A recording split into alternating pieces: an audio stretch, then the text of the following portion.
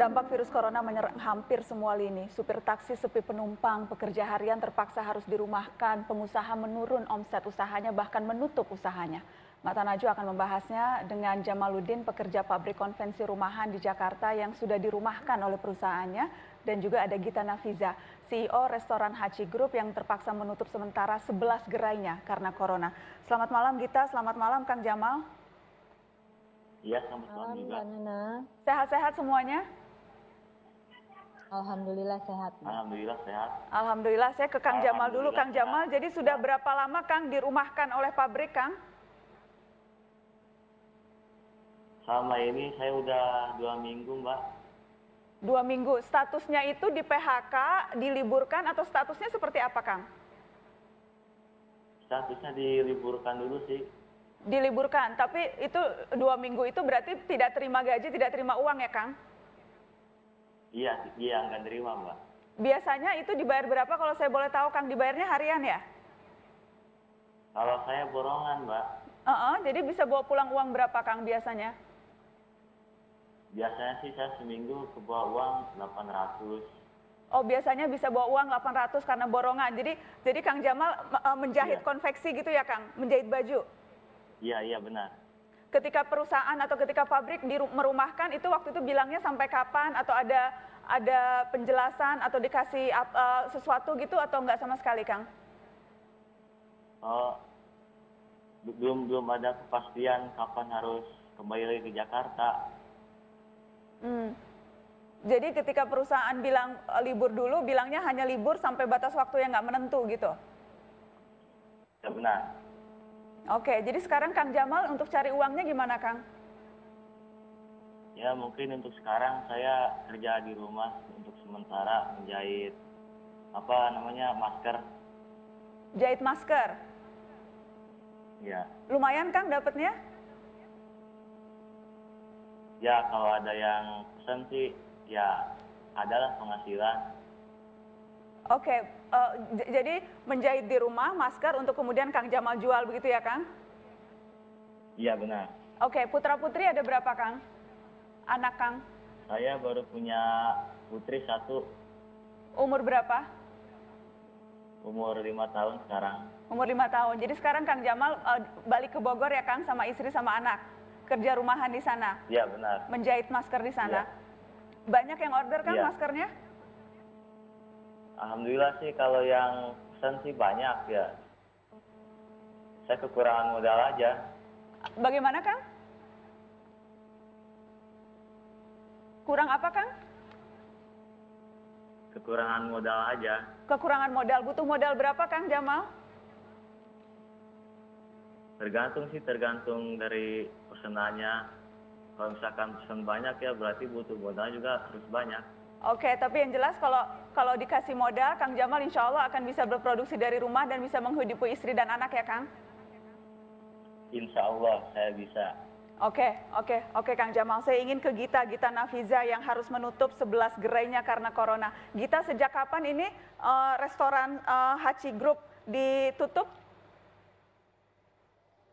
Jadi kami menutup seluruh restoran Sabu Haji dan Haji Grill itu mulai dari tanggal 22 Maret kemarin, Mbak Nana. Alasan utamanya waktu itu karena sepi atau karena rame dan takut? Jadi yang mana nih alasan utamanya? Alasan utamanya setiap hari itu Sabu Haji dikunjungi oleh ribuan orang kan, Mbak Nana. Di situ ada customer, terus juga ada karyawan, dan semakin tingginya penyebaran COVID-19 di Jakarta itu membuat kami di pihak manajemen itu worry dan khawatir. Nah, oleh karena itu kita memutuskan untuk menutup 11 outlet karena kita sadar bahwa COVID-19 ini penyebab utamanya adalah saat orang berkumpul di tempat yang banyak.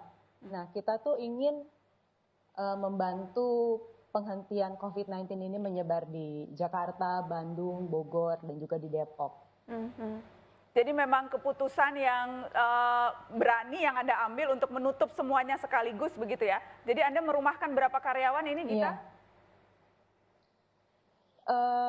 Kami sampai saat ini ada beberapa karyawan, ada sejumlah karyawan yang memang dirumahkan, tetapi kita juga harus realistis ya Mbak Nana ya.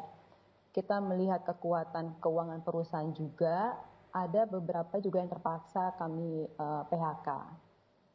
Komposisinya berapa banyak kalau kami boleh tahu, Git, yang di PHK dan yang dirumahkan dan yang masih digaji? Apakah sebagian besar memang terpaksa harus di PHK? Nah, jadi yang dirumahkan kita masih work from home, Mbak. Gitu. Kalau misalkan untuk komposisi, ini saya melempar kepada leader-leadernya, Mbak, untuk menentukan siapa yang bisa dipertahankan, kita akan pertahankan. Tetapi kalau misalkan memang terpaksa kita tidak bisa pertahankan, ya terpaksa kita tidak pertahankan, seperti itu Mbak. Ya, saya membayangkan ini pasti keputusan dan saat-saat yang berat yang dialami oleh semua pemilik usaha begitu. Sangat berat. Tapi kita menyadari Mbak bahwa COVID itu menyeramkannya bukan hanya saja dari segi penyakitnya atau juga bisa menimbulkan kematian ya Mbak ya. Tetapi yang paling parah ini adalah kematian ekonomi. Nah, supaya kita mencegah kematian ekonomi di Indonesia, ya mau tidak mau kita semua harus berkorban saat ini. Jadi Anda melihatnya ini bentuk pengorbanan, salah satunya yang harus dilakukan oleh pengusaha begitu ya? Salah satunya, Mbak. Ya, apa yang Anda harapkan sekarang? Atau adakah insentif kebijakan yang menurut Anda akan bisa sedikit banyak membantu kondisi teman-teman pengusaha sehingga dengan sendirinya juga akan membantu teman-teman yang bekerja pada Anda? Insentif dari negara. Kalau kami tidak berpikir ke situ, Mbak. Kami berpikirnya semakin cepat kita pengusaha nih serentak kerjasama bareng, ada yang work from home atau mungkin ada yang menutup usahanya, berusaha sama-sama untuk memutus penyebaran COVID, justru itu yang akan membuat kita lebih cepat lagi pulih, Mbak. Belajar dari Italia kan seperti itu, kita jangan sampai Indonesia itu seperti Italia gitu loh. Oke. Jadi memang harus dilakukan secara serentak supaya ini bisa membawa dampak begitu ya? Yes. Baik. Terima kasih Gita sudah bergabung di Mata Najwa. Kang Jamal, terima kasih Kang Jamal. Mudah-mudahan cepat